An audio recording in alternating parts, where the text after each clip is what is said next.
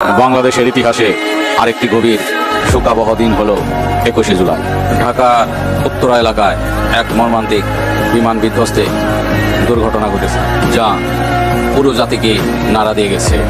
21শে জুলাই ছিল সেই শোকাবহ দিন।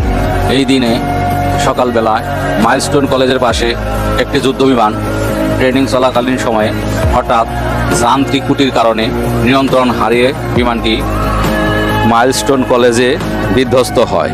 প্রত্যক্ষদর্শীরা জানান, বিমানটি প্রথমে নিচু হয়ে আসছিল, এরপর হঠাৎ বিকট শব্দে ভবনের উপর আছড়ে পড়ায় আগুন ধরে যায়। মুহূর্তের মধ্যে চারিদিকে ধোঁয়া ও চিৎকারে ভরে ওঠে এলাকা।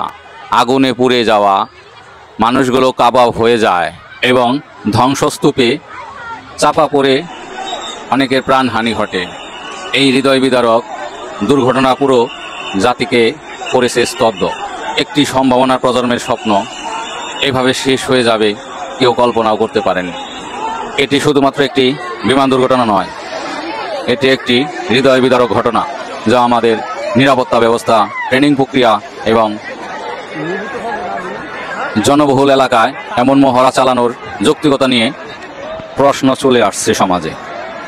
উক্ত ঘটনায় আমরা দেখতে পাই মানুষের চরিত্র কতটা নিচু। এখানে আমরা যা দেখলাম, মানুষের মনুষ্যত্ব বলতে কিছুই নেই, শুধু রয়েছে ডাকাতি ব্যবসা। 2 লিটার পানির বোতল 600 টাকা বিক্রি করা হয়, আর রিক্সা চালক 30 টাকার ভাড়া 200, 300, 500 টাকা। হাইরে মানুষ থেকে আগুনে জড়ানো ছাত্রছাত্রীরা বাঁচার জন্য প্রাণপণ চেষ্টা চালাচ্ছে। এমন অমানবিক, নিকৃষ্ট ও ঘৃণিত বিষয়টি সবার নজরে আসা উচিত। এখন আমরা দেখছি দেহের পুরা অংশগুলো। এমন একটি শোকাবহ দিন ও বাস্তব ঘটনা যেন সারা বিশ্ব দেখতে পারে, সেজন্য আমরা লাইক, কমেন্ট ও শেয়ার করব।